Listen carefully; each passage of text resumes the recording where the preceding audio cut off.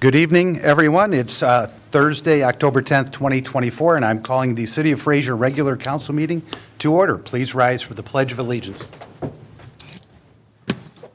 Pledge allegiance to the flag of the United States of America and to the republic for which it stands, one nation, under God, indivisible, with liberty and justice for all. Thank you very much. Roll call, Mr. Clerk, please. Councilmember Bransky. Present. Mayor Lesich. Yes. Councilmember Odell. Yes. Councilmember Perry. Here. Councilmember Shornack. Councilmember Stein. Yes. Mayor Pro Tem Sutherland. Present. That is a quorum. Thank you very much. All are in attendance. Item number 4, approval of the agenda. We have 2 items to add. Number 1 item, Mr. Odell, would you like to, or Councilmember Odell, would you like to make that motion? I'd like to add presentation of check from the Roseville Optimist Club for Stephen Park improvements. It's It would be No. No. I'm sorry, 7E. 7E, okay, 7E. All right, and then I would like to add a presentation of a certificate of recognition to Jack DePero for his Eagle Scout project, and I think we can do that immediately after the consent agenda. if that'd Yeah, I be was going to okay say, with could you. we So bump A, Five. bump A down. 7, well, it'd be Make that A and 7A. bump the rest down. We can do that as Bump 7. That's what I say, yeah. Yep. Follow that, Mr. Gishlag? Yep, got it. So 7A will be the It would be the Eagle Scout, presentation, and then 7E will be the check, To be the check. I'll second that motion, or 7F. that combo motion. Okay, who made the motion? Well, you Gotcha. started it and you finished it. I started, okay. Motion by Councilmember, or Mayor Lesich, seconded by Councilmember Baranski to add 2 items to the agenda. Are there any other changes or modifications? Hearing none, all in favor say aye. Aye. Opposed? Motion passes. Agenda is approved. Item number 5, citizen participation on agenda items. This is the portion of the meeting, if you can't be here throughout the meeting to that particular agenda item, you can speak right now for up to 5 minutes on that item or any other item on the agenda. Seeing no one in the audience, we'll move on. Item number 6, consent agenda. I would entertain a motion for the consent agenda. I'll make a motion to approve the consent agenda. Second it. All right, motion by Mayor Pro Tem Sutherland, seconded by Councilmember Stein to approve the consent agenda. All in favor say aye. Aye. Opposed? Consent agenda passes. All right, item number 7A. This is a a certificate of recognition to Eagle Scout Jack DePero of BSA Scout Troop 1402. Why don't we come on up here, Mr. DePero?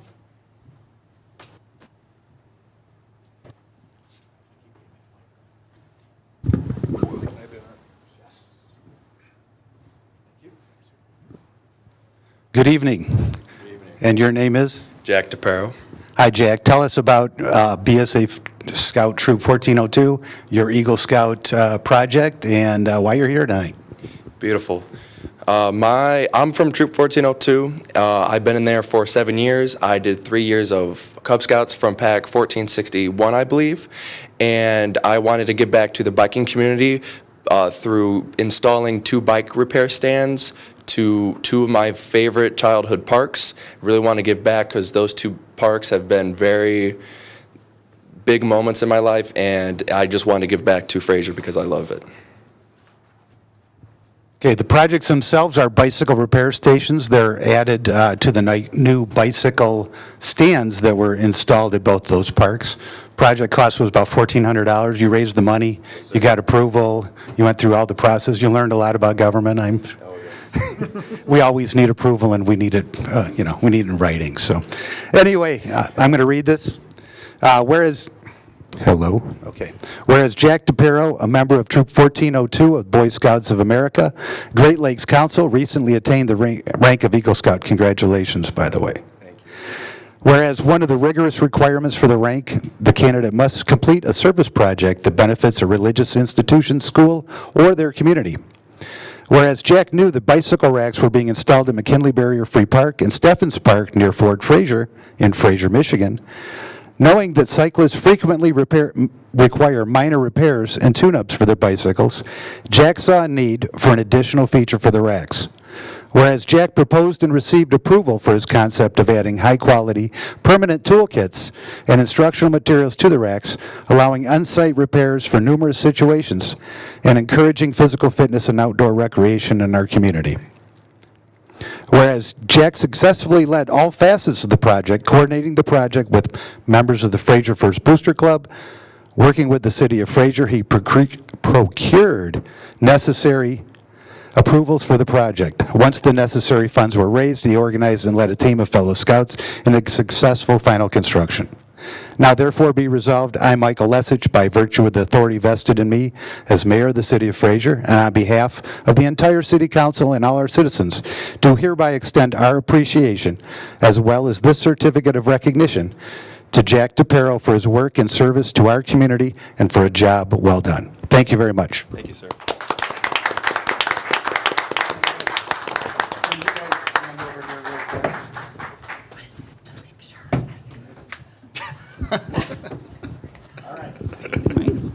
Yeah. Here, hold it. It's now yours. Take that. Wait, where should I be? That's good. You want to? Are you doing it? Yeah, let's do it. No. I know, like Patrick's in the front, like the tallest man, right? See how well we work together. Give it to one more person. everybody. Oh, no, by all means. All right.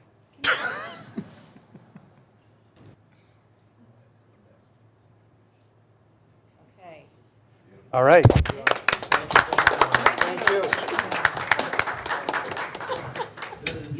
Pictures. Good God almighty. I feel like I'm in high school. I believe I have an extra $300, and I would like to donate that to the Fraser First Booster Club. Thank you. Thank you very much. Oh my God, thank you so much. That's amazing. What parks are the bike wrecks in, or the bike repair stations in? They're at Steffens Park and then McKinley-Berry Free Park. Excellent, thank you. By the way, I'd like to recognize that his parents, his sister, and his all of his grandparents are here tonight. They're all very proud, so congratulations to all of you. Thank you. All right, Ms. Stein. Thank you. I just want to say thank you on behalf of Fraser First and Van Yaps that couldn't be here tonight to recognize you also. You know, we just want to thank you for all the work you've done. Thank you. All right, thank you. We'll get on to the business of the city here. Item 7B, the Sarisa Contract Extension Agreement. Ms. Levin, would you like Sarisa extension there? Certainly. As you all are aware of, we do our dispatching through Sarisa, which is the Southeastern Regional Emergency Services Authority. We've been contracting with them for a number of years. Our last contract extension was through June 30th, 2024.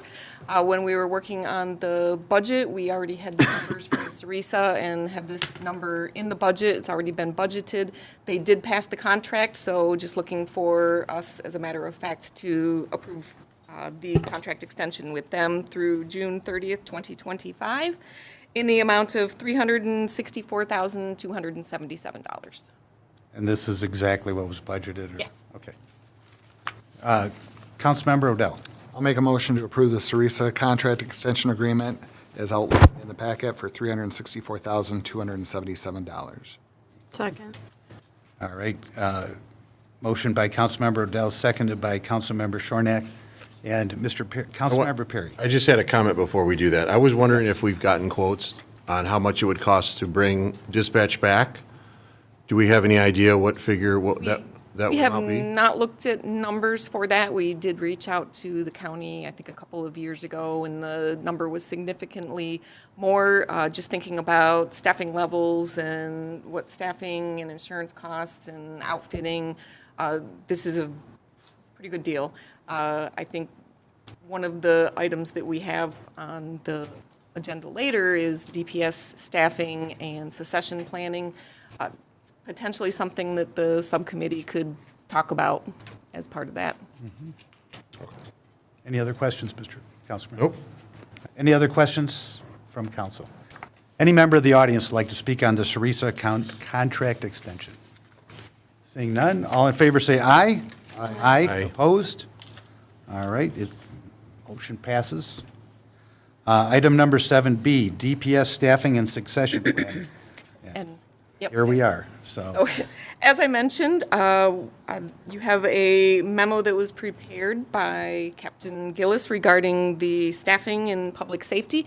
What we are looking for at this point in time is to put together a subcommittee to have in-depth discussions about the staffing levels at public safety and succession planning. There are a number of things that we need to take into consideration, including upcoming retirements, and we have a younger staff, we have men as well as women, and there's always the potential for injuries, pregnancies, things like that. So we're looking for 2 to 3 members to be a part of a subcommittee to really help take a in-depth look at the staffing and determine what potential improvements we could make with that. Our Director Kretschmar is here if you do have any other questions, but for the most part, that's something that would be handled through the subcommittee and then ultimately brought to council for consideration. Okay. Mayor Pro Tem Sutherland. So I'll just make a motion to convene a subcommittee to address DPS staffing shortfalls and succession planning. Second. All right. Would you like to talk about this, Director? Give us You know, a brief. I certainly have plenty to say about it. Just brief, give us an overview of what your goals are, what you see as upcoming. Well, certainly the goal is to get the committee together so we can discuss some of the shortfalls and some of the anticipated up-and-coming issues that we're going to have due to retirements, as the city manager summed it up very well. But even, one of the main things about it is it may look as though we're at full staff on paper, but the reality is not that when it comes to recruiting, hiring, training people. Even though on the books, it appears as though we're at full staff, we are 3 people short on the road because they're either in a police academy, a fire academy, they're in field training. They're not actively working on their own and counting as manpower. So even though on the books it appears as though we're at full staff, we have that deficiency. And luckily, we will have, well, not luckily, just as a matter of course of time, 2 of the people that are in training now should be, assuming everything goes on plan, which, you never know if that's going to work out either. They will be on their own and filling some of those gaps, but as is pretty detailed in the memo that you received, there are 2 people that can leave today at any time, and another one that will be eligible to leave in December.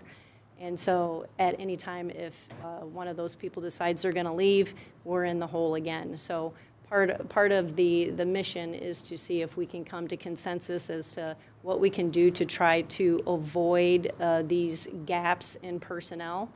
And additionally, as has been mentioned before, there are issues with the fire division, and the council has done a great job in allowing us to kind of boost those numbers a little bit.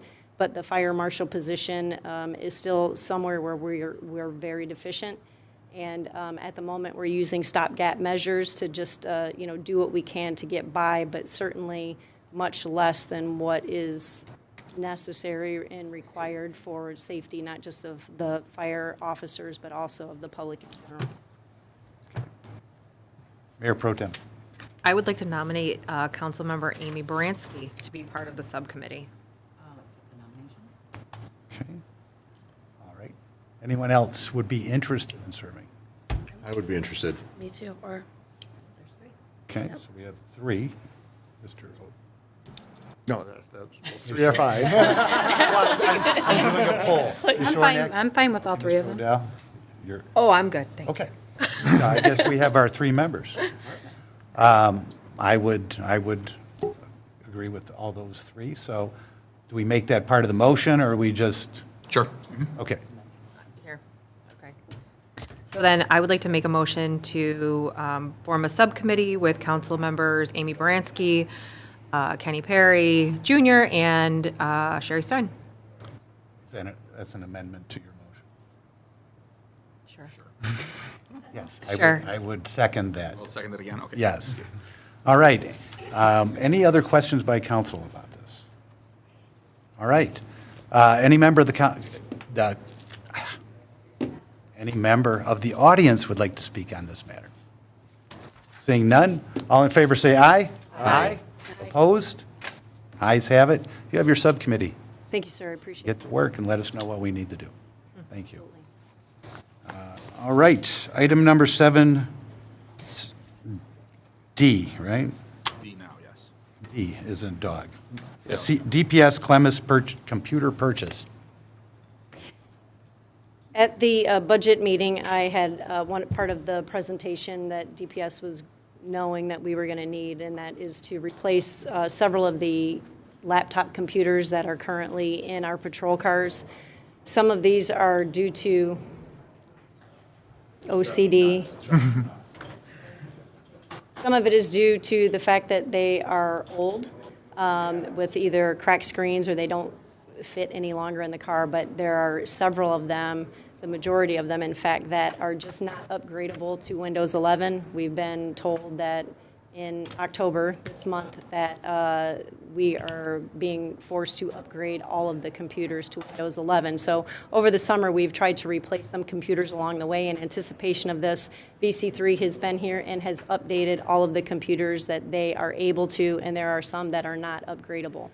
So for these reasons, we are requesting to purchase 5 in-car computers, and the cost is $2,000 and some change. You know, let me get my readers out. $24.83.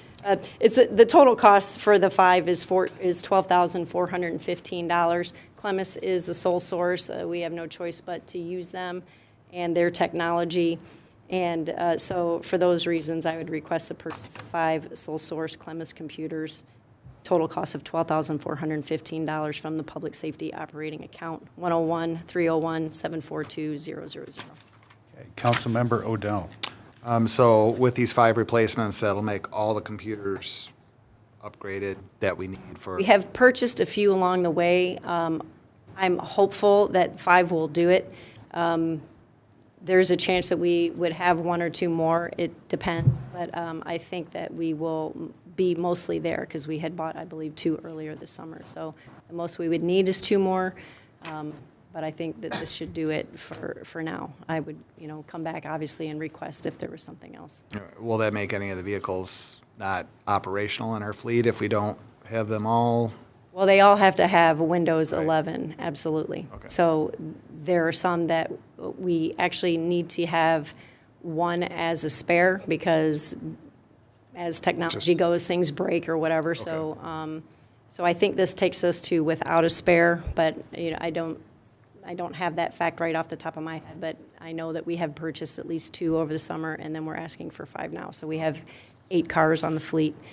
So this should mostly get us. My main just concern is that all the vehicles will be operational, or nothing's going to be sitting in the garage because we're waiting for the Absolutely computer. not. Okay, with that, I'll make a motion to approve the 5 in-car computers from Clemens for the amount of $12,415 as submitted to council.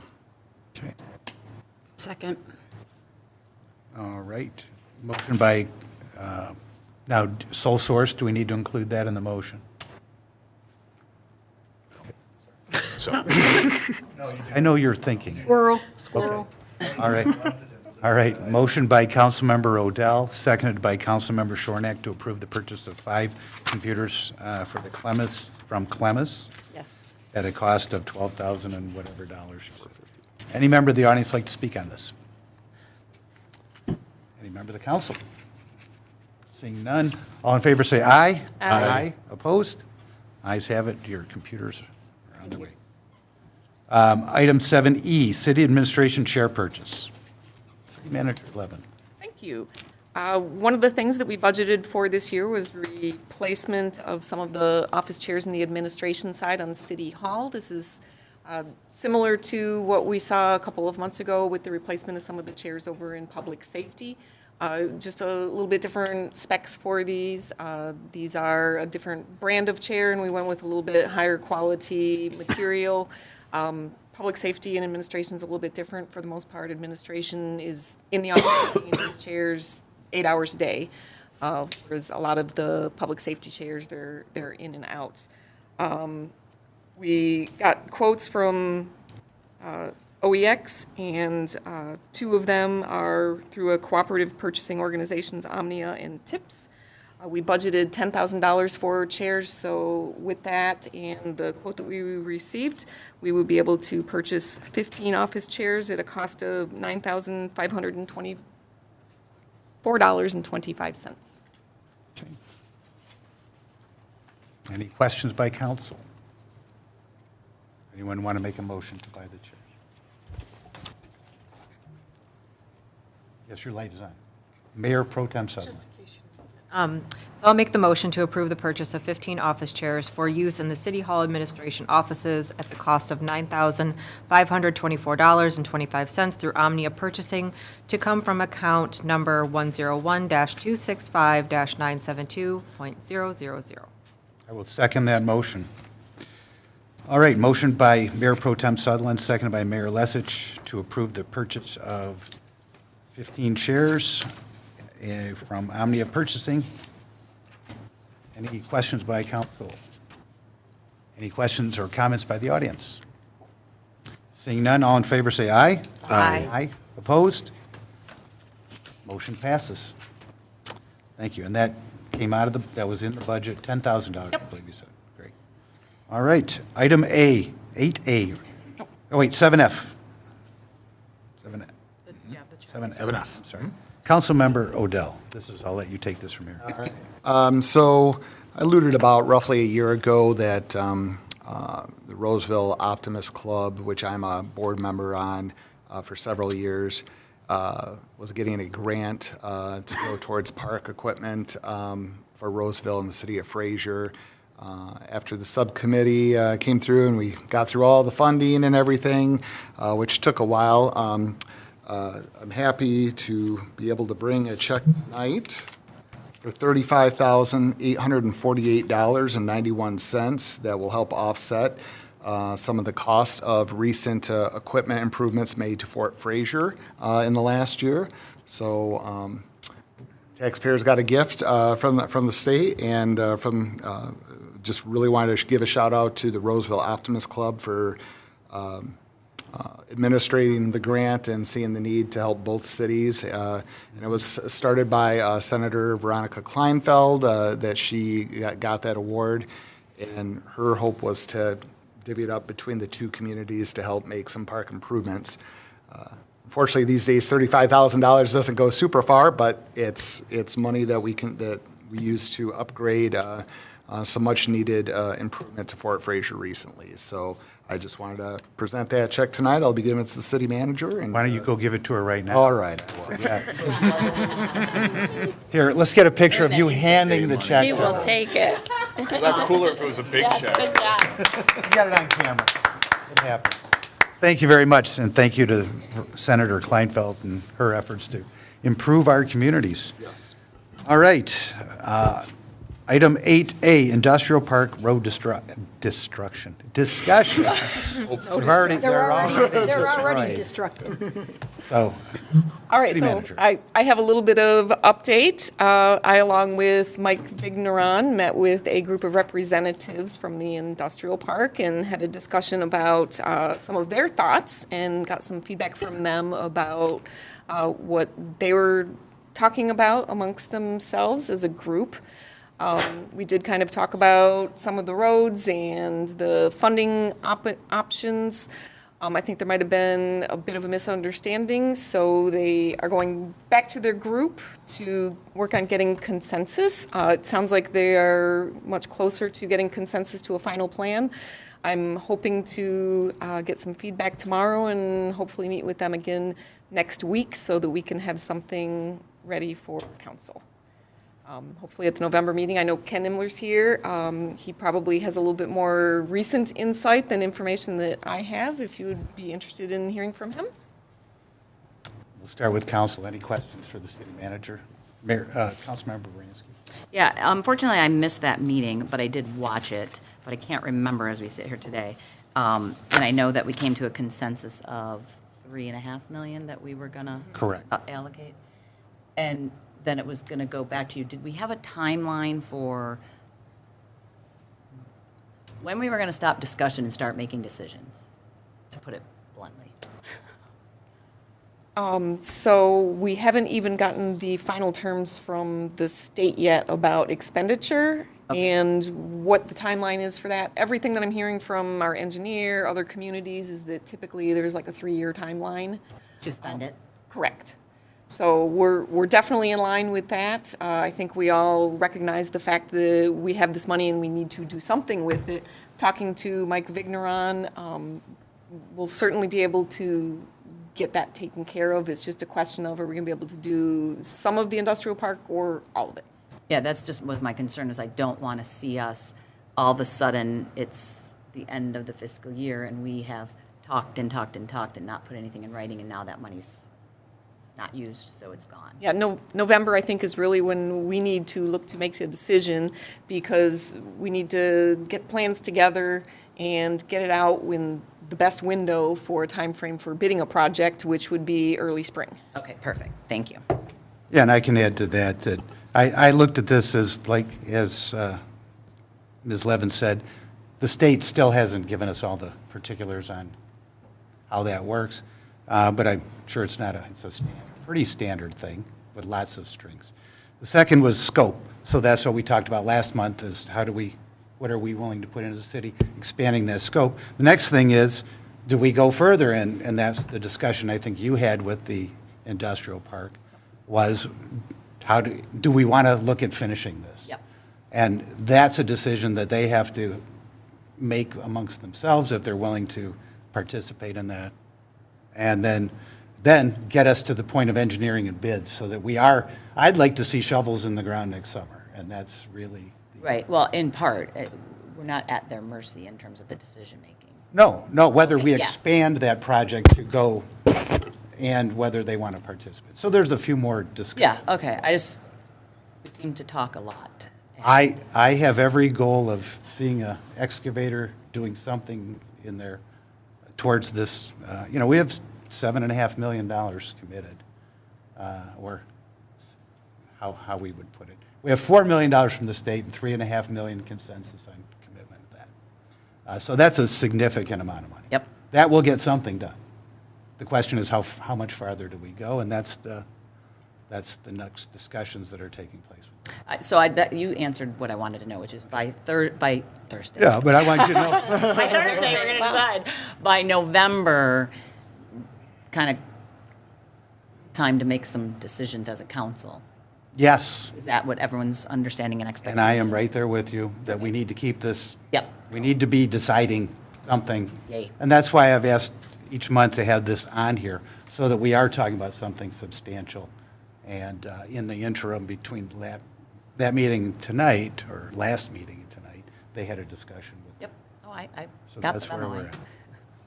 we're at. But I think everyone here wants to see something happen while we're here, so. Mr. Emler, do you want to say anything tonight? Or are you happy with the way things are going? I haven't said anything for a while, so I'll just say something. So untrue. You spoke at the last meeting. Jeff did. You did too, for about 5 seconds. But Okay. Ken Imler, yeah, we're excited that we're getting this far. The whole thing, we're just putting all these pieces together. Now it's finally looking at something that we can see. This has been in the makings talked about for 15, 20, 25 years. Seniors. So we are in a position to move a little quicker now, because things are moving a little quicker. And with the cooperation of everybody and people smiling, and we can see the end coming. We're on a timeline, but let's not push it and fumble the ball because we're in too much of a hurry. Let's get it right. We've waited this long. Let's not get it wrong. Let's get it right. What we're going to do next is we're reaching out to the entire industrial park and checking their temperature on contributions of what we can contribute. We've always said, we pay our taxes and zero and all this, but okay, you've heard that plenty of times. Now let's see if we can choke something out and contribute something also and add to the pot. And that way, we're in, you're in, And during that time frame, maybe we can find some more money along the way, get creative. And I just appreciate your cooperation. I've been actually ecstatic with the response. Thank you. Ms. Levin, I did have a question. Questions come up, what does the industrial park pay in property taxes each year?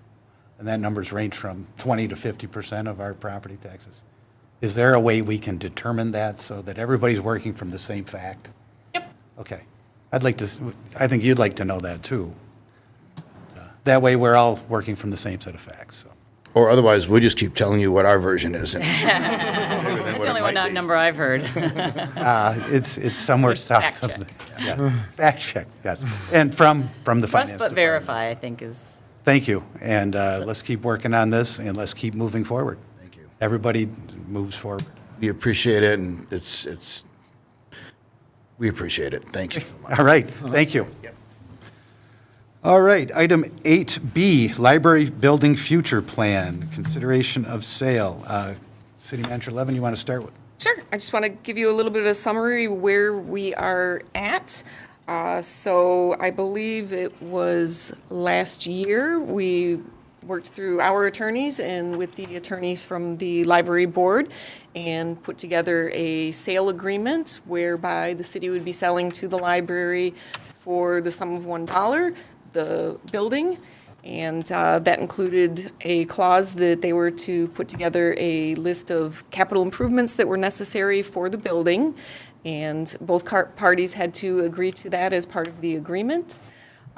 When we were in the process of doing that is, I believe, when the building was struck by a car.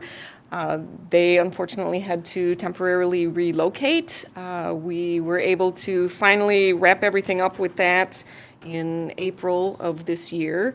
So the building is repaired from that. I understand that the library group had their assessor appraiser come out, take a look at the building back in July. I think the 19th is when they did a walkthrough.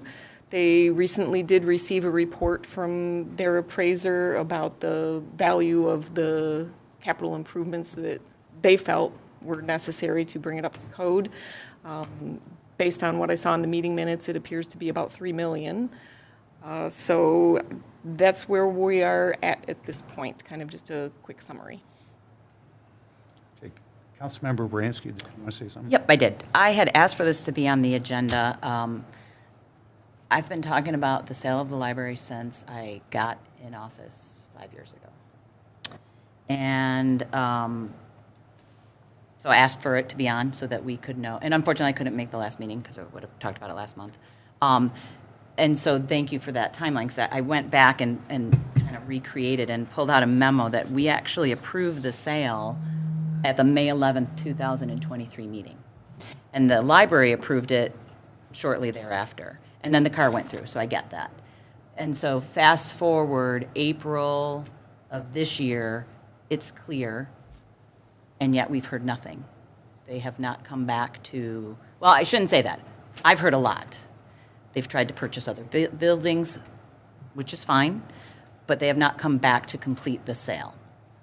And so my position is, we need to know if they want to have this building. And let me make it crystal clear. Amy Baranski would love to keep the library in the existing building on Fruhoff.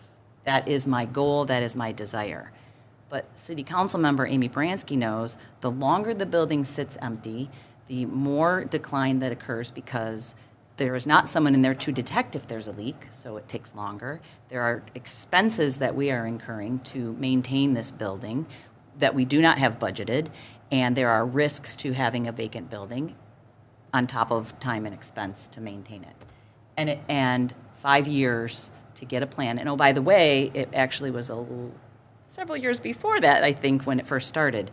It's time to have an answer. Either they buy it for the terms we've offered, or whatever terms this current council wants, or we sell it.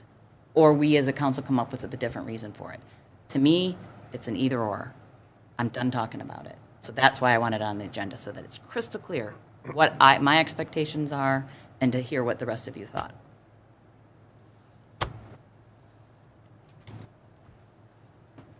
Anybody? Oh, I didn't see. Councilmember Shornack. I concur. All this was going on since 2017. Not the purchase part per se. There was an agreement with council and the library at that time that they were going to pay a monthly rental fee because then that money was supposed to be used to then do improvements at the library and to like upgrade things that need to be done, like the roof and the elevator and the things that we already knew they were having issues with. Of course, the city manager at that time did not even allow us to know that they never followed through with that. I don't blame the library board. I blame that person because that person knew exactly what they were agreeing to, and it never occurred. And here we are, months later, we've gotten the insurance company and the city's people saying that the building is fine to occupy. Yes, we know there's still issues because, of course, it wasn't taken care of because, of course, the library couldn't pay for things because they didn't own the building. They couldn't pay for that for the lease. But in fairness, the library at that time knew in 2017 they were supposed to be paying rent, and they knew what that rent was for. That was the agreement at the time with that council. I have to go look through my gazillions of minutes, but so I concur 100%. It's either buy it or don't. I want the library to stay there too. Truly, I do. I'd love to take my granddaughters there, to go to there, but enough's enough. We've just got to make a decision. Something's got to be done with the building. Whether it's you guys buy it, you don't, and everybody just moves on. So I agree with you. Okay, Mayor Pro Tem Sutton. So I just want to also echo your comments, Councilmember Bransky and Shornack, because I feel the exact same way. I would love to see that library stay in that building. I grew up with my grandparents taking me there. I used to ride my bike there. Absolutely would love for the library to stay in there, but this has gone on long enough. I mean, really, I think that it is time for us to make a decision of what we're going to do, if the library board wants to make that decision that they want to purchase it or we want to move on. But then I guess I'd have a question for Mr. Denault as far as because of what's been going on with the agreements, could that come by way of motion tonight where we say, and I'm just asking, so we give the library board X days, 30 days, or till the next council meeting or whatever to make a determination, I don't want to say an ultimatum, but ultimatum by way of motion. We're giving you until this date or we're going to move on. There are layers to your question. You do a job. Some of which I won't talk about outside of a closed session, but I think the general answer to your question is you could express your desire to hear from them or else. In other words, tell us your intentions, right? But even in that, there are layers. What do you expect of them in such a motion? Do you expect of them to approve, to propose a purchase agreement to us? Do you expect of them to just commit to working on a purchase agreement with us? Do you expect of them to bring a purchase agreement and a proposal for funding the repairs to us? And keep in mind, another sublayer of that is we have to all agree on what those repairs are going to be if we're going to do it the way it's originally been constructed, which is they get it for basically free, for $1, but they agree to pay for everything that needs to be done. And if that is modified now based on their facilities assessment report to include a lot more expenses and a lot more money, we have to recognize as a council that if in fact then they don't complete the things that we can all mutually agree on, this all takes time, right? We all have to work through that negotiation there, even if we've agreed on a purchase agreement, still agreeing on what those required improvements are going to be, and then agreeing that should they not complete them within a period of time, it's the current model, then they can either give up or we have to help them with bonding to get the funding to do it. I mean, there are so many layers to the question of what do we expect them to give to us if we make a motion of that nature. And we can get there. We can make that motion to ask them what we want, tell them what we want. I just think we need to identify that so there's no confusion on their part. What if the motion were to go back to the most recent agreement that we voted on and that they had agreed to and just almost pretend like nothing has happened since the car drove through the library when everything was pretty much signed, sealed? We go back to that? 30 days to decide if we're going to do that. If not, council is going to move on. Sure, I mean, that's a simple, unlayered motion. If council's will is, Right. I make a motion that we hear from the library board, yes or no, on the existing purchase agreement that both boards have already approved by such and such date. If the answer is yes, we authorize city management to move forward with it. If the answer is no, we authorize city management to start doing X for the building or with the building or to the building or market the building or whatever. We don't have to get to that tonight, but Right. I can see that being the next step. I have a couple questions, and I'll get to you, Ms. Shornack, Ms. Bransky. What was done, what's the term of the agreement that was done in April of 2023? May 11th, we, Is that a purchase agreement? It is. Okay, because you said, are they going to come back with one? We already have one. Right, but And it's that- not I think been- I said that before the question of, could we just make it the one we already did? So what I'm saying to you is I've heard from them this week, their attorney this week, they'd like to make changes to it. Okay. So And- would we. Hold on. I want to ask, you guys got your chance, and you'll have a chance again. What I'd like to know is, if they had executed that in May, and then a truck did not hit that building, and they did not have to leave, are there any changes to the certificate of occupancy or any of the requirements to move into the building once they vacated it?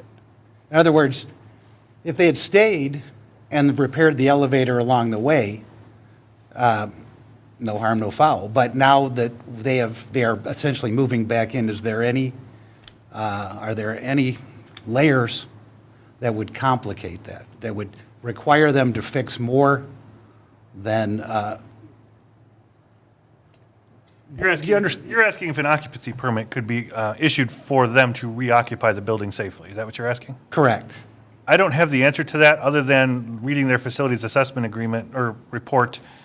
It's possible that our own people at the city could reach the same conclusion that there are certain codes that need to be brought up to speed before occupancy certificates could be issued. That may be. That is possible. That's the simpler question. Are there any codes they need to bring up before they can move back in, where if they had stayed, they could have just done them along the way? They would have just stayed, knowing there were deficiencies in the codes, right? Yes. And the answer to that is we don't know, other than what their report tells us. We don't have our own people telling us that because we haven't had it that long. So Because the first way, they just do it along the way. The second way, they have to fix it, and it takes longer. So before they can get I in. just want to make sure we understand, there's probably 100 more layers to this. Yeah. Councilmember Shornack. I was just going to say, with regards to bonding, I think that we were all on the same page about if they stayed at the library, that we were not object to the bonding. So I just want to be clear about that. That's number one. But number two, I have some changes in reading that prior contract. So that's great, because there's one particular instance in that contract that I will not vote for. Everything else was fine. There's just one particular thing that no bueno. So I'm glad that they have things that they're going to request, because I have something that I'm going to request on behalf of the council as well, so. But I think to your point, that changes the layers of the first question, which is if the council's will is to ask them to agree or not agree to the original, then that's where we're at. If the council's will is to entertain the proposal that we've just received, but then add something to it or modify something in it, then that would be the next step. So again, the layers of this, because they're out of the building and things have changed, we have to work through those possible steps. Councilmember Baranski. yes, 2 questions.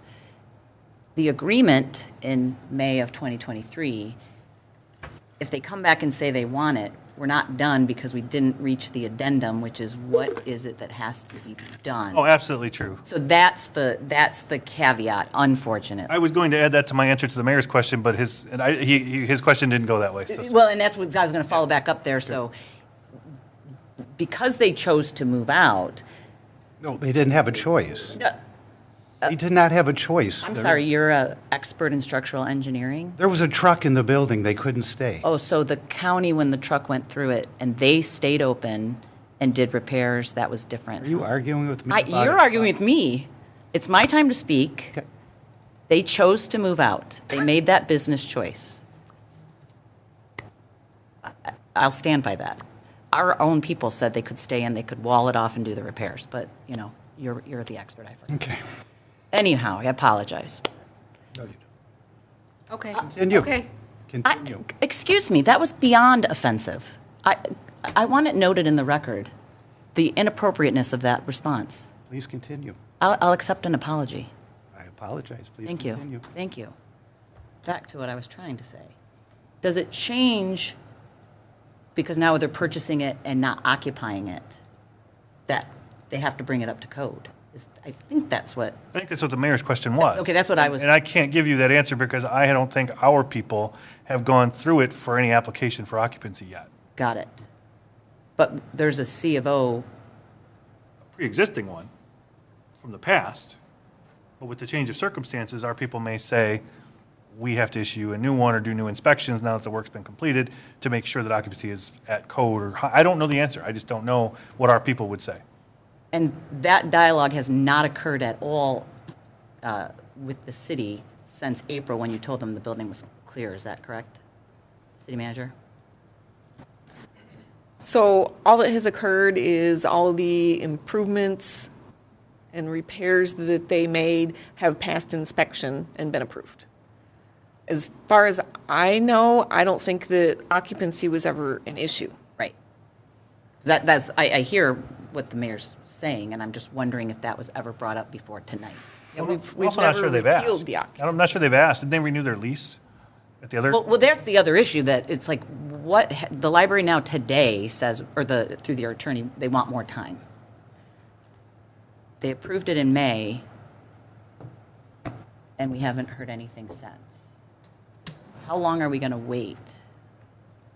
That's what I'm kind of like, that's what I want to know, like, how long are we going to wait? And I'm with Councilmember Sutherland, like, Mayor Pro Tem Sutherland, are you done? I am thinking. Okay. Mayor Pro Tem. So I was just going to ask, so if there was anything like that that needed to be done as far as like a certificate of occupancy, or we needed to go in and check anything else that might need to be done before they could take over or move back into the building, could that be done prior to the next council meeting? So I'm not an expert at it, and as I mentioned, I saw in their meeting minutes, the person that they had go through the building is saying that there's $3 million in capital that needs to be repaired for bringing it up to code. It would certainly be beneficial for our building official to take a look at that and use that as a template to be able to go through the building. Otherwise, yes, we can have our building official and the trades go through and see if it is up to code and a viable building for occupancy as it is. So this is feeling like Groundhog Day. I mean, my opinion really hasn't changed. I honestly think that, we're going to circle this wagon 100 more times, and it's time to just make a motion, talk about what we want to do, and then if we have to go back to the drawing board, do it after that. But that's my personal opinion. Rip off the Band-Aid. And I do want to point out, too, for all of your questions, I think this answer fits all of them. They don't have to go in it to own it, right? They don't, we don't have to mix those two carts. The occupancy issue is completely separate from whether or not they wish to own it. And if the occupancy takes longer, maybe they have a lease that lasts for a while. They don't need to get right back in. But at least now they own it and they can get to work. Yeah, and I pay those taxes too, and I want them to be in one building rather than paying for two. But I understand that. Councilmember Bransky. Yeah, I forgot my other question was, what's the term for how long we could withdraw this offer? Because we haven't had a meeting of the minds. Yeah, I think at this point, both parties have sort of abandoned it. Okay, that's what I wanted to Yeah, know. nobody's even worked toward it. So, because I don't want to send mixed messages. Okay, that's what I wanted to know. I am going to make a motion to, yes, I am going to make a motion. Okay, I want to make a motion that the city manager, well, before I make the motion, we agreed previously that the communication would be, well, I guess it could be through the lawyer, because now they've reached out to you. All right, so that the city attorney, I'm going to make a motion that the city attorney reaches out to advise the library board through its counsel that they need to indicate to the city by the next regular city council meeting in November their intentions with regard to entering into the previously agreed to contract for the purchase for $1 as approved by this council May 11th, 2023. Second. I apologize, that was wordier than I wanted, but, August got it. okay, thank you. Second. Yeah. I have a question for the maker of the motion. Okay. if I may. Please. Is there an if-then that you want me to communicate? Or is it just, we just want to know by that date, and we'll worry about it in November? Well, I think we didn't really talk about, to me, if they don't want it, put it for sale. That's my recommendation, but I think those are To me, separate motions. To me, to me, if they don't want it, we're going to discuss what we, if we still want to enter into the agreement or what we're going to do next. And if their answer is, we still want it, but we want it under some revised terms, is the direction for me to bring that to you in November? Yes. Well, of course, yeah, whatever their answer, Whatever their answer is, we have it in November. Yeah, yeah, and then in November, we will discuss our response collectively so that, yeah. Because maybe someone has another idea for the building besides selling it. I've been talking about this since 2017, and I would like a date certain that this is closed. I understand there are things that make extensions, but I'd like to go, I'm ready to, after whatever their intention is. Let's say it's, yes, we want to move in. I'm going to say, let's get it done. Yeah. And so I would like to take it next month a step further. So that Marlene's here from the library board. If the library board says, yes, we want to buy it, I would like them to come back with a date where they believe they can get it closed, and we can get it closed, and we can all say, that's the date. So, Mr. Mayor, originally, the motion I was going to make before was to have it signed, executed, and completed by December 1st. Because I'm with you, but I didn't know, because of the logistics that we have to give our terms, right? So, and I don't know who decides that. Did we delegate that to the city manager? What's on the list for the must-do improvements? That, as currently written, is agreed upon by both parties, but that list would be brought to you because there's a cost factor for the city. And there's a building official involved. Absolutely. Right. So But I'm with you 100%. give them say it's, yes, we want it. And then we say 90 days, is that enough? Or is it 120? Or No. That's the date. And then if we don't make that date, it's just like everything else in government. If that date slips, we come back and we discuss an extension. Or we don't. Yep. I'd really like a date certain. I've been at this 7 years. With generally just going to say, like, not going to keep kicking it down the road, though, and, you know, Correct. we're going to get a date. No, this needs closure. Yes. Yes. So, I'm just trying to think logistically how that motion words with a come back and, Well, I think your original motion. I think your though, motion. We're still good. yeah, okay, And then we okay. can, then in The second motion. November. Yeah, then that was my. Yeah, you yeah, get a yeah, date yeah, on there. yeah. Yeah, yeah. okay. Any other member of council would like to speak? All right, you have your direction. Member of the audience, you're next, Marlene. Come on up. And we're going to give you a little latitude since you are the library board. Let's, I'm not the library board. Well, you're- I'm 1/6 of the library. you're the board, president of the, you represent the library board. But I have 1/6 of the say on the library board, just the same. I understand. Okay, first of all, we don't feel that we have abandoned that purchase agreement. In December, we sent it back to the attorney with the list of things that we want on that list of improvements.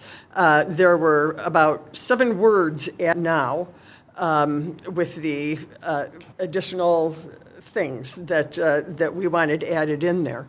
And we are, as far as I know, we are ready to sign that agreement after those additions that we put in there are ready to go.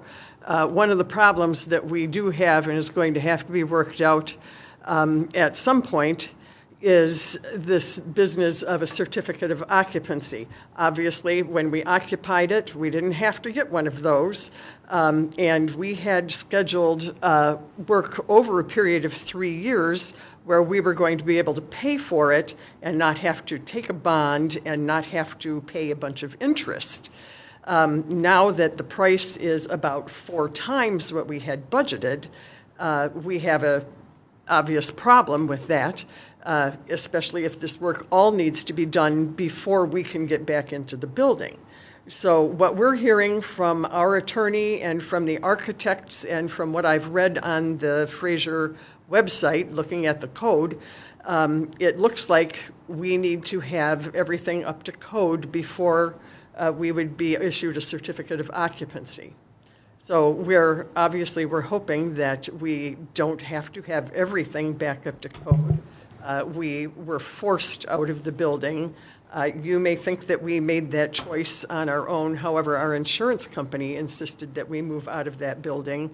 At the time of that accident, there was cement dust covering everything, all of the books and stuff like that, even back into the children's department. It was bad, and everything had to be removed from the building and cleaned.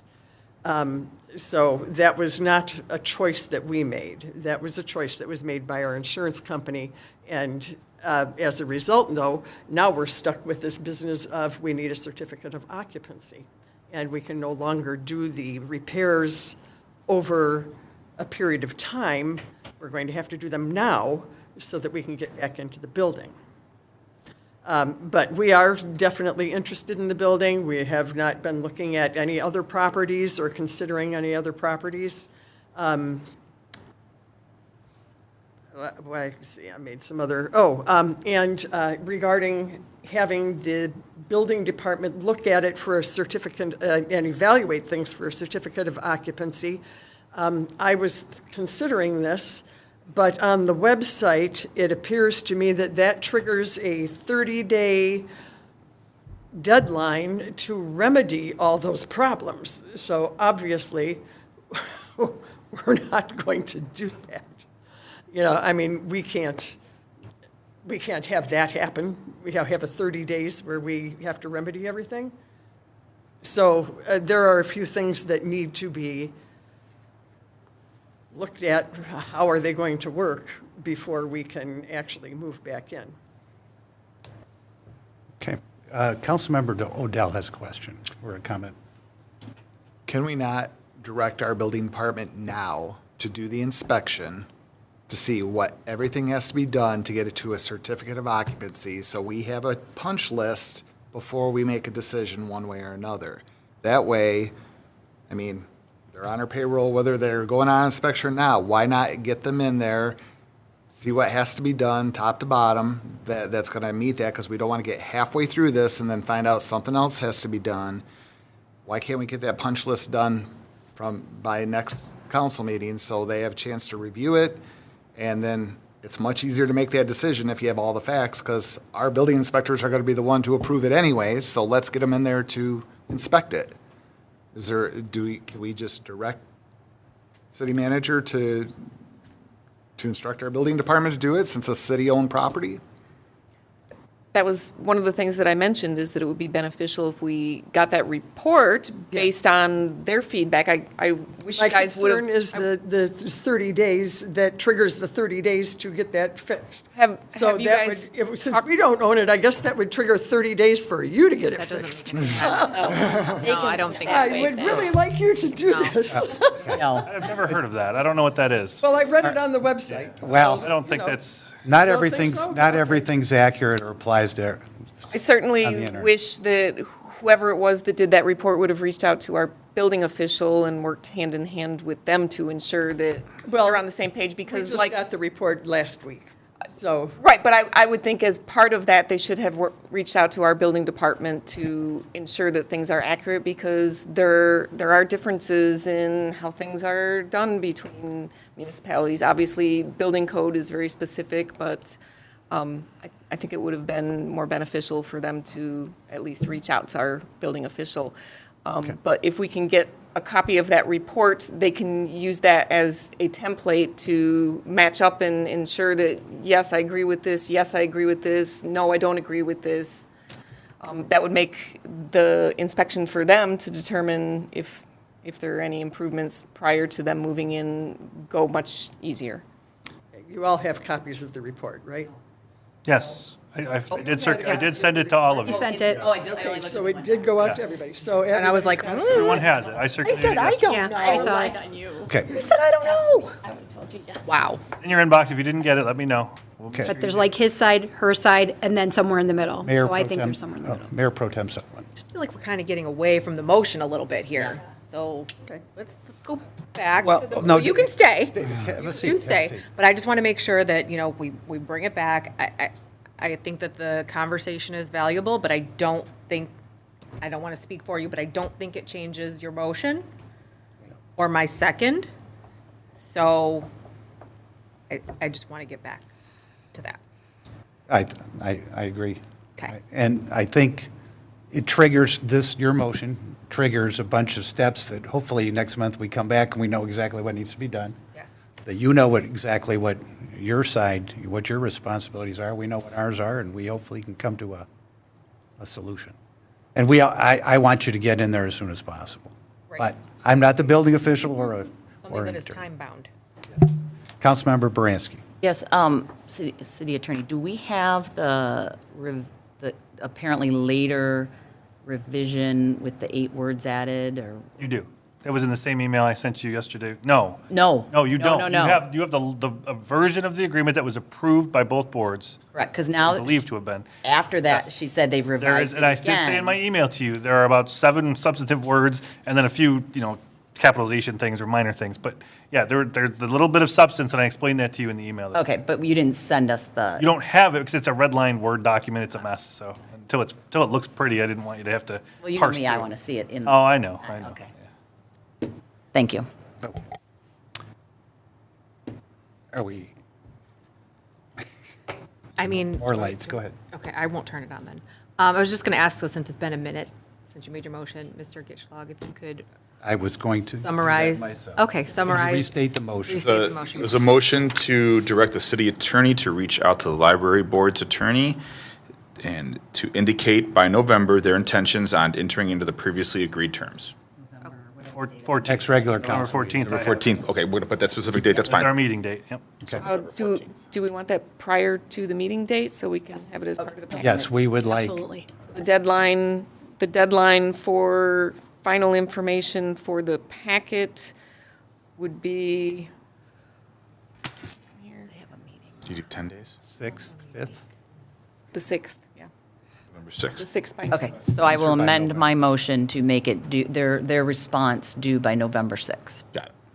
And we second it? Second. Okay. Any member of the audience like to speak on this?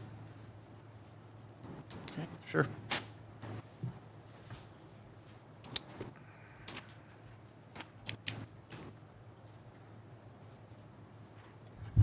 My name is Ken Perry, 15363 Lincolnshire Lane.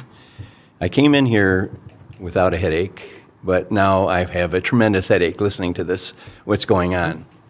And what I find interesting and is what I see happening is government inaction. When I hear people say, in general, they're let's say, the principal in this negotiation. Don, you might be our principal. We don't know who this other person is. You don't know who the other person is. And you're playing too nice with this issue, with this library. I know a buyer for the library. You probably know the buyer for the library if it isn't the library itself. Let's get on with this and maybe have a person from the council be involved with Don or whoever the negotiators are, so you don't ask all these questions. You all want to end this thing and get it over with, as we all do in the city. But it doesn't seem like we have any fire under it to have this done. And I don't understand why it's taken this long. Regarding codes and getting into the library, if somebody else were to buy that library, they'd probably get in it right away. It just surprises me that it's taken this long and we still are as confused as we're sitting in this arena trying to figure this out. So my question is, my direction to you would be, have one of you on the council listen to what's going on so that you can take it back to your council friends so that you know what is the holdup. And if you had a real negotiator, I guess this could be done in 90 days and be done with this and not belabor this. And if they don't want it, sell it to somebody else. I think I confused myself, but that's, and the headache is going away.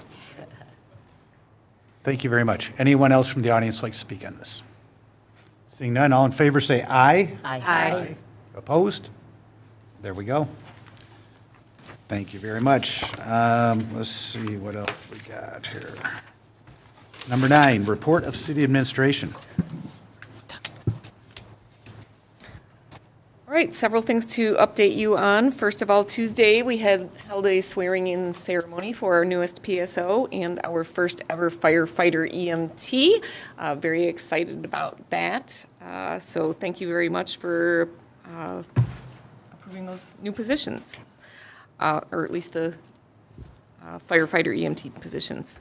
I attended a web meeting with VC3 this week. We've still been having monthly meetings, working on some of the issues with VC3 and trying to improve things. I want to remind everyone once again that the security training that we have quarterly is very, very important.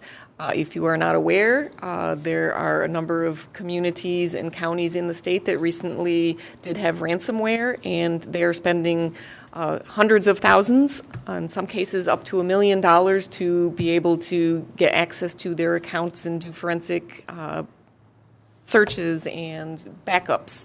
And this is just because someone clicked on something that they thought was real and it wasn't real, and it created a lot of problems. So it is imperative, in particular for council members, because your address is on our website and you are easily targeted for fraudulent activity. And yes, your emails, if you click on it, can open up our server and we can lose everything and pay hundreds of thousands of dollars. So I just want to remind you, if you've not done your quarterly training, please make sure that you do it. It's very important. I also attended an MML web meeting. This is part of their bi-monthly meetings that they have regarding information at the state level. Next week, I'll be meeting with John with Municipal Analytics to look at some more of the numbers regarding the utility rate study and preparing for the November meeting. Rob will also be attending that with me as well. Let's see, Angeli has been working overtime. She's been working weekends, trying to get all of the documentation, the thousands of documents and probably hundreds of spreadsheets prepared for our auditors to come in the office next week. She's going to be in this Saturday as well, just making sure that everything is prepared and ready for them to come in on Monday. We've got a team of 4 people that will be here, and I am hoping that within maybe 3 days, they will have gone through everything and hopefully leave early instead of taking the whole week. So keep your fingers crossed for her, and hopefully Angeli, everything will be staying on schedule. I have full faith in her, and things have been going very well so far. The domain name that we have for our website, mycityoffraser.com, is something that is not recommended to be a domain name for a municipality. .gov is what the state, the federal government, our IT companies, pretty much everyone recommends. .gov is very unique in that there is a very detailed registration to be able to get the account. The great thing about that domain is it's actually no charge, so we wouldn't have to pay for a domain. What we are looking at procuring is Fraser.gov and FraserDPS.gov. One of the things that we're looking to roll it out is when we roll out the website update. We will concurrently keep the other domains that we have so people will be able to use that. Generally, I think most communities hang on to them for another year or two just to carry things through. It's not something that's significantly expensive. But we do want to just make sure that people are able to easily find us. That's something eventually would migrate with the email addresses and everything, but certainly what we have now would continue to work for a while. Other than that, I don't really have anything else. Okay, thank you very much. Any questions for the city manager? All right, report of mayor and city council. Councilmember Perry. Nothing at this time. Okay.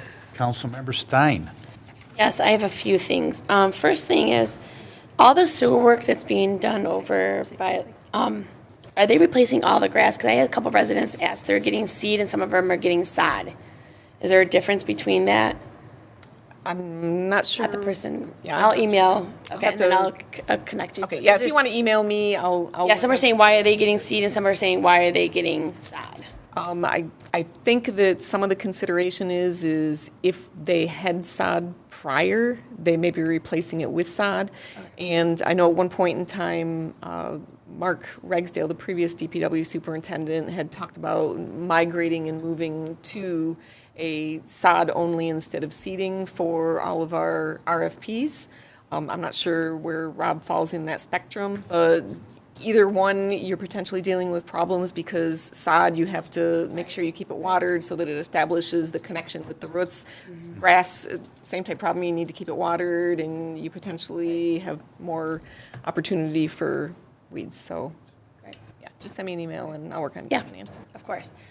A couple of updates. We have a trunk or treat at Ramshorn, October 19th at 1 p.m. to 3 p.m.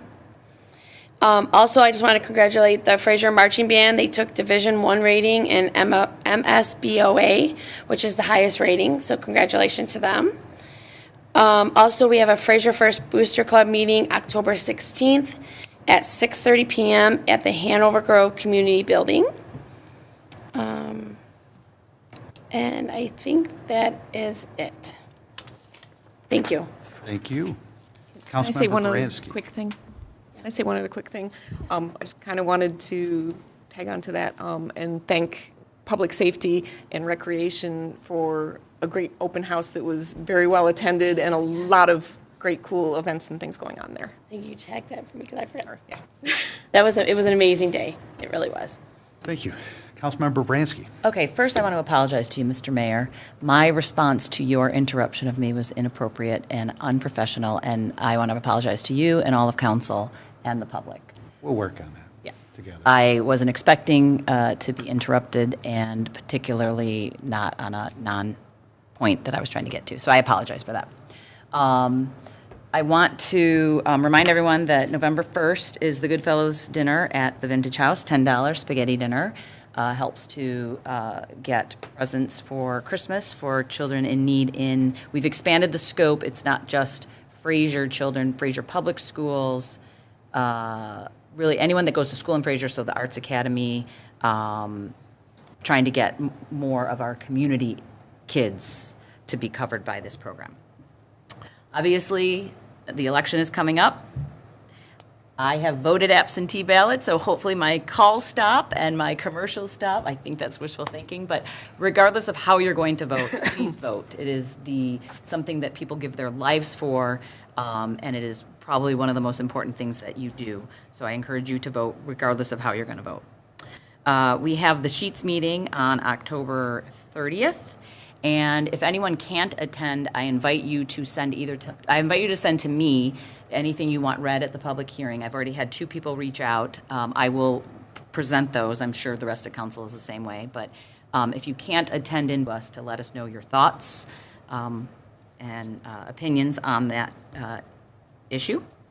Also, the remediation on Admiral and Gordon is amazing. We were walking down it today, and they got sod because they had sod. And I think that's where they're it's great to see whoever this contractor's remediator is. They were out watering. Every day they've been watering. The grass is taking. It's beautiful. So whoever that is, hopefully they. So it makes me feel even worse for Ms. Lutz. But we don't control the subcontractors of the contractor. But so I just wanted to give shouts out to that, and that's it. Thank you. Councilmember Shornack. can't believe you guys didn't mention the Fraser Craft Show, because it's also on the 19th. Okay, so that weekend's a very busy weekend in Fraser. So besides the trunk or treat, besides the craft show, which on the same day, the Historical Commission is having a half-off sale on the 20th. So, some good buys, and I'm sure they'll probably start putting Christmas stuff out at that point too, because they're ahead of Christmas too. And then I actually had a question with regards to my neighborhood, because trick-or-treaters are coming through pretty soon, and there is a lot of torn-up cement. So can you find out about that too? Because, they finished whatever they were doing, but no one's come through to do any remediation in my neighborhood. And it's not even like level dirt. It is like mounds, and you can't ride a bike, you can't push a stroller, you can't go, my granddaughter was pretty ticked because she couldn't go roller skating. So, our sidewalks are bad enough not to have any too, on top of that all. So I'm just wondering about that. And then, because last time I asked at our last meeting with regards to when Kelly's going to be opened up again, I thought you said at the end of last month, and now we're halfway through this month, so what is the holdup? Because it looks like most everything's done. And because of that, the Historical Commission, and me too, wants to know, it looks like when they replaced that, they broke part of the approach for the driveway to the Historical Commission. So who's got to replace that, I guess? Who's got to fix it? Who's got to make it? Because there's some pretty big gaps chunks that were taken out. So who takes care of that? Is that the people who were doing the repair? Either way, if someone can fix that, that would be great. So if we could find out about that. And then, August, I have a bunch of stuff after you left. Next time, you can stick around for the whole meeting. City manager. Oh, I'm sorry, go Oh, ahead. No, Let's go ahead. No, go ahead. I just wanted to remind people that meeting October 30th, the special meeting about sheets, is starting at 6 p.m. and it is over at the Senior Activity Center. Oh, this where it's just been decided? Yes, and we have had Ed over there checking things out and making sure that he'll be able to do the live cable feed as well as the live YouTube feed. We've had one quick dry run. We'll probably be doing it a couple more times just to make sure that everything is ready to go. And then I don't know if you want to maybe just mention the dates for early voting. Yes, those Please a couple of do those so. dates, if you mind if I do this now? No, I appreciate if you do. Okay, so the couple of deadlines, you want to know that October 21st is the deadline to register to vote by mail. After that, you can still register all the way up to Election Day with ID or proof of residency. But to just mail it in or stick it in a drop box, that deadline is October 21st. The 9 days of early voting will start right here in this very room on October 26th, that's Saturday. The Saturday and Sunday, it's from 8 to 4. And then during the week, all week long, it will be from noon till 8 at night. So, and that is, you can bring in your absentee ballot and put it through the tabulator. You can come in here and just get a ballot and put it through the tabulator, just like on Election Day. So that's the 9 days of early voting coming up. So can you repeat the hours? Saturday and Sunday is 9 to 4? Saturday and Sunday is 8 to 4. 8 to 4, thank you. That's why I wanted to repeat it. Yep, and then noon to during 8 on the week is weekdays. 12 to Yes. 8. We currently have 3,040 absentee ballots out, which is about 25% of the voting population of Fraser already has a ballot in their hand. We go through at least 20, 25 people request them a day right now. Good. We're very, very busy. So, Very good. And they're doing a great job. thank you. Great, thank you. All right, Councilmember Odell. I just want to echo the sentiments on the firefighter open house. Volunteered with Fraser First, had lots of kids come through, and our director had to go out and get more hot dogs because we ran out, because it was so well attended. It helped that we had beautiful weather, and it was truly a team effort, well attended, and I just want to give my hats off to everybody that was involved, because it was a very successful event. So hopefully we can expand and make it bigger and better next year, and just wanted to thank them. Other than that, that's all I have. Great, thank you. Mayor Pro Tem Sutherland. So I don't have too much tonight because everyone really already said everything I'm going to say. But I just wanted to say that with Halloween coming up, I want to remind everyone to drive carefully and drive safely. There's so many people flying up and down the roads. I mean, you should always drive safely, but on that night, please remember that people are out with their children and their pets, so take the time to stop and watch where you're going. And then the other thing I just want to say is it's football season. Go green, go white. No. Which Ohio team is that? All right, last, it's my turn. All right, a couple things. I attended the swearing in for the new firefighter and the new PSO the other day. It was great to see the whole team. It was fire training day, I think it was. So there were a bunch of our team there, and it was nice to see them. And nice to see the new recruits or new employees, their families come out with them, and it really is, and the cookies were excellent. So, I'd like to thank Hanover Grove for hosting the Keep Michigan Beautiful quarterly event.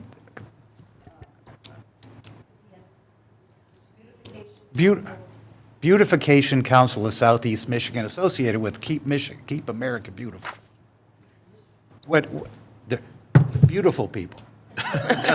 Beautiful city people. Anyway, Hanover Grove did a phenomenal job hosting. It looked like a high-end banquet hall. They do and their volunteers are excellent. The food was great. I think we got that from Shots. Everything was wonderful, and it was a well-attended event. I'll echo the words of, I think it was Councilmember Bransky, vote. It's the most important thing we do as citizens, and I look forward to having a very high turnout. Looks like this is going to be a high turnout election. I don't know why, but It was 75% in 2020, okay. which is remarkable. Good. And then, so, yeah, Sheets is coming. I won't repeat everything, but main thing is October 30, 6 o'clock, be at the Senior Activity Center. The Sheets public hearing will be held. There will be a presentation by Sheets explaining their project. Then we'll be having a public hearing to take comments from the public, and then a possible consideration, but there's no guarantee that we will make a final decision that night. And so I just want to make sure everyone has a right to speak. They will be given an opportunity to do so. And please, if you know somebody that's interested in this topic, let them know it's happening. This is going to be completely, if I have to stand out there with sandwich boards on 14 at Garfield, I will, or 14 Utica, I will do it. So that's all I really have right now. And so item number 11, citizen participation. Is there any member of the audience that would like to speak? If so, she's here with us. So.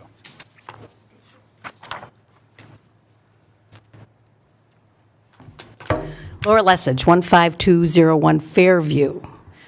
You guys did pretty good on announcing everything, except for one thing, the VFW spaghetti dinner on Wednesday, the 23rd of October, happens to be my dad's birthday, and it's the last one for the year, so please come out and support the VFW, and then they'll resume, hopefully, in January, to go through January through October next year. The other thing I wanted to mention was the mayor and I will be attending the Keep Michigan Beautiful quarterly awards ceremony out in Frankenmuth tomorrow. And our very own Baumgardner Museum is receiving the highest award from Keep Michigan Beautiful, the President's Award. So we're very excited for them. They're going to be doing a presentation similar to what they did at the BC SEM presentation. So that's good. And then also at the KMB Awards, our Eagle Scout, Myron Kunzel, because he did the Arbor in McKinley Park last year, he is also receiving a Keep Michigan Beautiful Award. So that we're very excited for our people earning these awards through the Michigan organization. And that's all I have. Thank you. Thank you. Okay. Anybody else? Come on up, Mr. Perry. Yeah. Yep.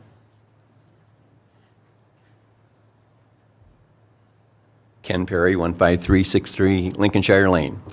Regarding the Sheets proposal, last meeting, I think you proposed having signs also out on the streets, somewhere to let, like your fire hydrant pumping and all those kind of things, to let these people know, because obviously we want a packed house for this, and when they drive to Meyer, they can see your sign.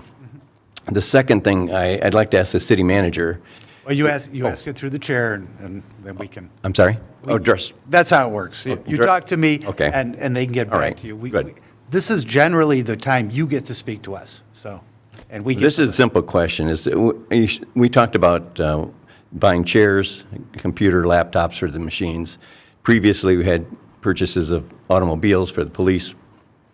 Does our city have contracts by municipal contracts by the state that they draw upon on these purchases? Or are we just working by ourselves, bidding these things out? Would you like to answer that question? That's a simple one. You know, It all depends on what the purchase is.